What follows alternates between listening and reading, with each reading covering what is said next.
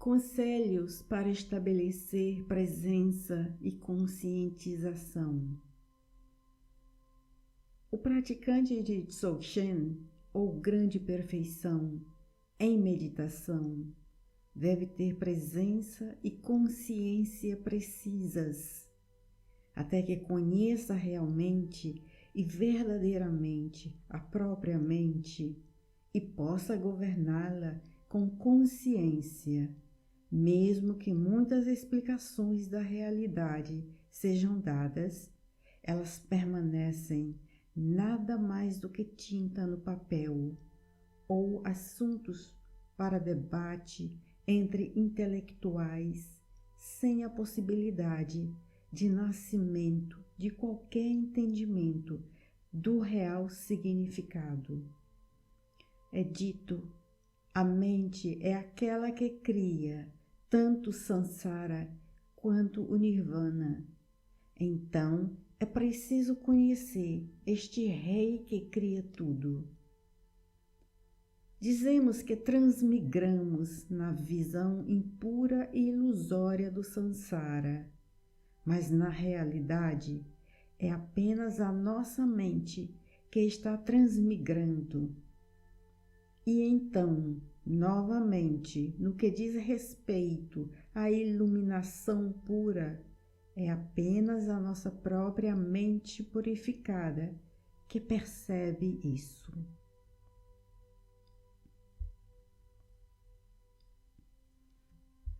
Nossa mente é a base de tudo, e de nossa mente, seres sencientes comuns e iluminados, tudo surge, samsara e nirvana.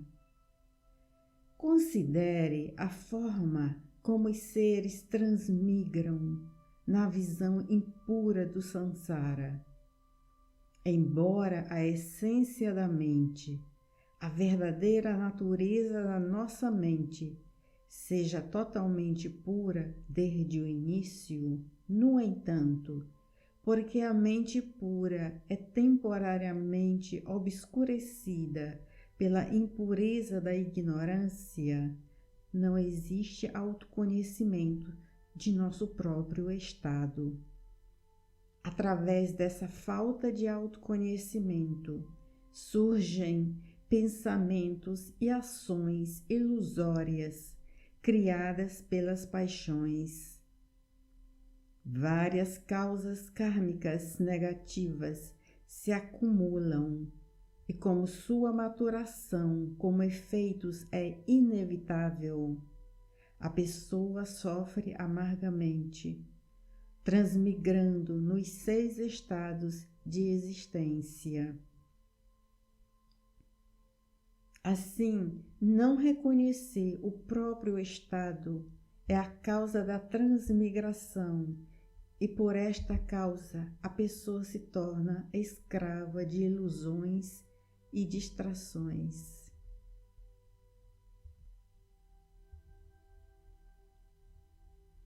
Condicionada pela mente, a pessoa fica fortemente habituada a ações ilusórias. Isso é o mesmo no que diz respeito à iluminação pura. Além da própria mente, não há luz deslumbrante que brilha de fora para acordá-la.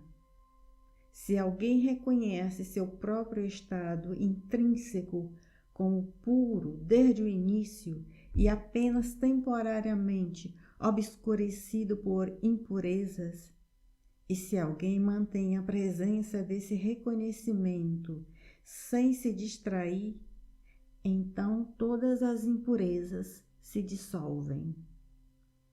Esta é a essência do caminho.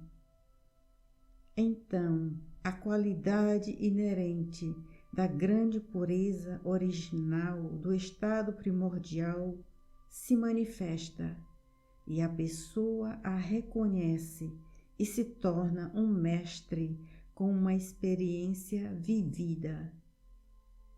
Essa experiência do conhecimento real, da condição original, autêntica, ou a verdadeira consciência do estado, é o que se chama nirvana.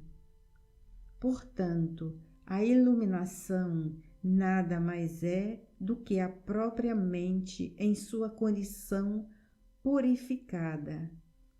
Por esta razão, Padmasambhava disse: a mente é a criadora do samsara e do nirvana. Fora da mente não existe samsara nem nirvana. Tendo assim estabelecido que a base do samsara e do nirvana é a mente, segue-se que tudo o que parece concreto no mundo e toda a aparente solidez dos próprios seres nada mais é do que uma visão ilusória da própria mente. Assim como uma pessoa que tem uma doença biliar vê uma concha como sendo amarela, mesmo que se possa ver objetivamente que essa não é sua cor verdadeira, da mesma forma como resultado das causas kármicas particulares de seres sencientes, as várias visões ilusórias se manifestam. Assim, se alguém encontrasse um ser de cada um dos 6 estados de existência na margem do mesmo rio, eles não veriam aquele rio da mesma maneira, uma vez que cada um teria diferentes causas kármicas. Os seres dos infernos quentes veriam o rio como fogo. Os dos infernos frios o veriam como gelo. Seres do reino dos fantasmas famintos veriam o rio como sangue e pus.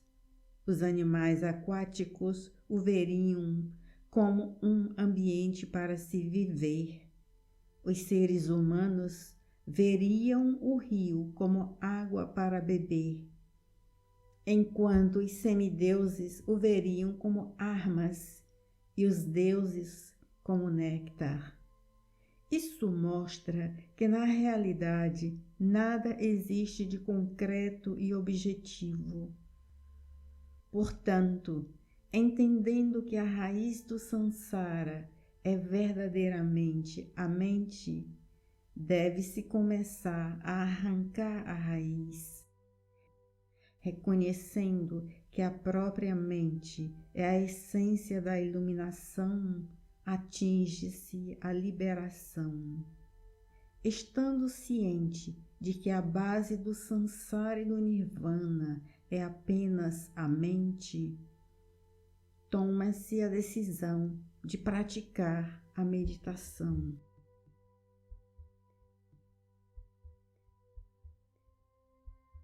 Nesse ponto, com atenção plena e determinação, é necessário manter uma consciência presente e contínua, sem se distrair. Se, por exemplo, se deseja impedir o fluxo de um rio, deve-se bloqueá-lo na nascente, de forma que seu fluxo seja definitivamente interrompido. Seja qual for um outro ponto que você escolher para bloqueá-lo, você não obterá o mesmo resultado. Da mesma forma, se quisermos cortar a raiz do samsara, devemos cortar a raiz da mente que o criou.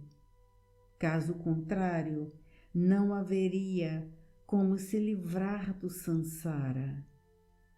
Se quisermos que todo sofrimento e obstáculos decorrentes de nossas ações negativas se dissolvam, devemos cortar a raiz da mente que os produziu. Se não fizermos isso, mesmo que realizemos ações virtuosas com nosso corpo e voz, não haverá resultado além de um benefício passageiro. Além disso, nunca tendo cortado a raiz das ações negativas, elas podem ser novamente acumuladas. Da mesma forma que se cortarmos apenas algumas folhas e galhos de uma árvore, em vez de cortar sua raiz principal, sem dúvida ela crescerá novamente.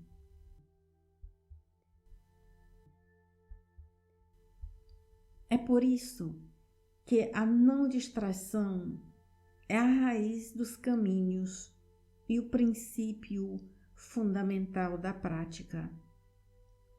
Foi seguindo este caminho supremo de presença contínua que todos os Budas do passado se iluminaram.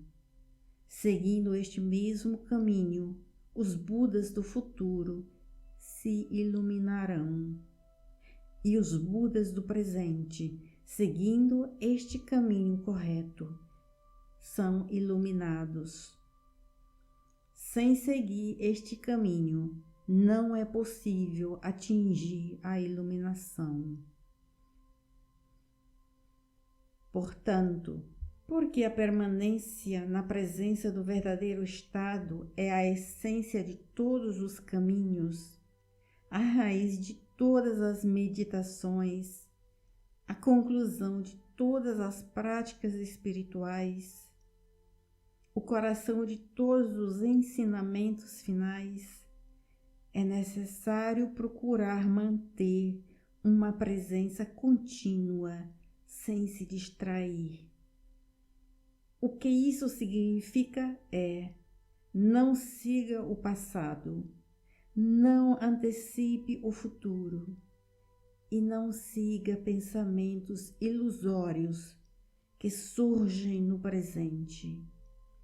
Mas, voltando-se para dentro de si mesmo, deve-se observar a própria condição verdadeira e manter a consciência dela exatamente como ela é, além das limitações conceituais dos 3 tempos.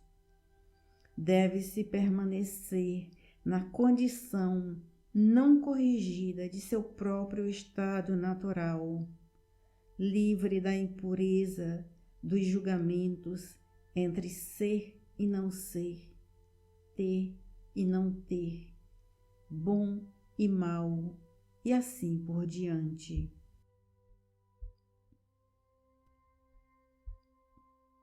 Deve-se relaxar a mente, mantendo apenas a presença desperta de seu próprio estado, sem se permitir ser dominado por qualquer pensamento. Quando alguém está realmente relaxado, a mente se encontra em sua condição natural. Se dessa condição natural surgem pensamentos, sejam bons ou maus, ao invés de tentar julgar se alguém está no estado de calma ou na onda de pensamentos, deve-se apenas reconhecer todos os pensamentos com a presença desperta do próprio estado. Quando os pensamentos recebem apenas a atenção nua de simples reconhecimento, eles relaxam em sua própria condição verdadeira, e enquanto durar essa consciência de seu relaxamento, não se deve esquecer de manter a mente presente. Se alguém se distrai e não reconhece simplesmente os pensamentos, é necessário dar mais atenção para tornar a consciência verdadeiramente presente. Se descobrir que surgem pensamentos, mesmo estando em estado de calma, sem abandonar a simples presença da mente, deve-se continuar observando o estado de movimento do próprio pensamento. Da mesma forma, se não surgirem pensamentos, deve-se continuar com a presença do simples reconhecimento que apenas dá atenção ao estado de calma.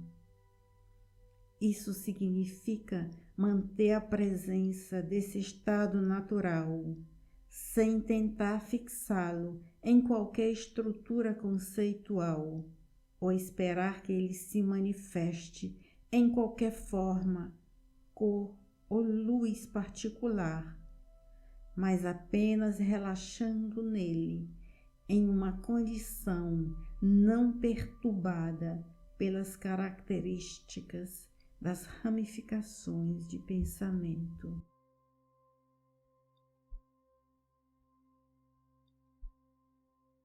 Mesmo aqueles que começam a praticar achem difícil continuar neste estado por mais de um instante, não há necessidade de se preocupar com isso. Sem desejar que o estado se prolongue por muito tempo e sem temer a falta dele de todo, basta manter a pura presença de espírito, sem cair na situação dualística de haver um sujeito observador percebendo um objeto observado.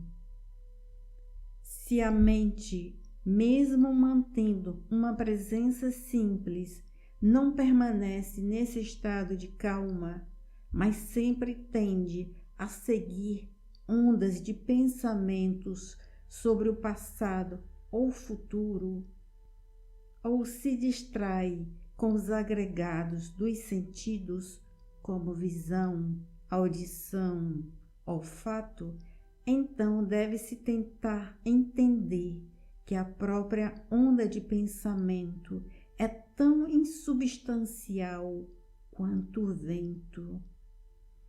Se alguém tenta pegar o vento, não consegue. Da mesma forma, se alguém tentar bloquear a onda de pensamentos, ela não poderá ser interrompida.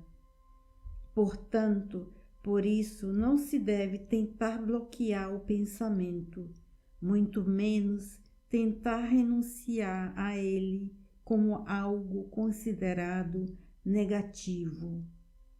Na realidade, o estado de calma é a condição essencial da mente, enquanto a onda de pensamentos é a clareza natural da mente em função.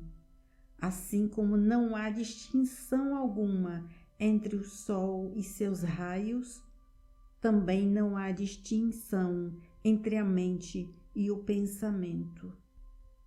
Se alguém considera o estado de calma como algo positivo a ser alcançado e a onda de pensamentos como algo negativo a ser abandonado, e assim permanece preso na dualidade de aceitar e rejeitar, não há como superar o estado de espírito comum. Portanto, o princípio essencial é reconhecer com atenção pura, sem se deixar distrair, qualquer pensamento que surja, seja ele bom ou mau, importante ou menos importante, e continuar a manter a presença no estado da própria onda de pensamentos em movimento. Quando surge um pensamento e não se consegue manter a calma com essa presença, visto que outros pensamentos semelhantes podem ocorrer, é necessário ter habilidade em reconhecê-lo sem distração. Reconhecer não significa ver com os próprios olhos ou formar um conceito sobre isso. Em vez disso, significa dar pouca atenção, sem distração, para qualquer pensamento dos 3 tempos, passado, presente e futuro, ou qualquer percepção dos sentidos que possa surgir. O importante é se manter totalmente consciente desta onda enquanto continua na presença da consciência pura.